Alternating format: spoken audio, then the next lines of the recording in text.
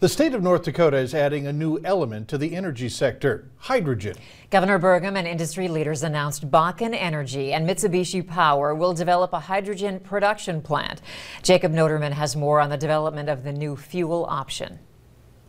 Leaders are calling it the next big thing for North Dakota and a significant part of the governor's initiative to be carbon neutral by 2030. And industry leaders say there's no time to wait. Commended by a traditional Japanese ceremony, the private-public strategic plan is said to further diversify one of the state's largest industries. Every citizen in our state has benefited mightily from the abundance of natural resources that we have, and whether that's the minerals in the ground, the water that flows over our land, or the soils that have been so productive for our entire history, we really have been blessed. The partnership will use the existing Dakota gasification plant in Beulah and its pipelines to produce, store, and transport the hydrogen.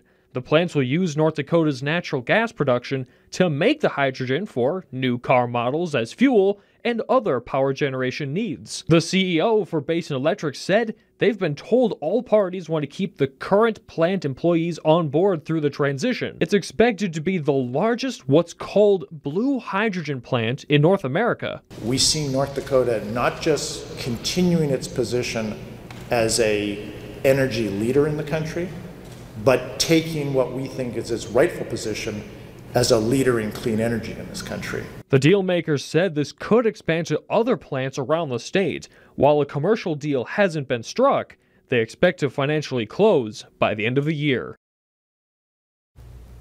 Bakken said they're still in the early stages of the strategic plan, and much of their plan is still confidential. One industry leader says there's a lot of work to do. The FM Redhawks are on the road. Beth Poole will be in with highlights as they take on Gary in Indiana.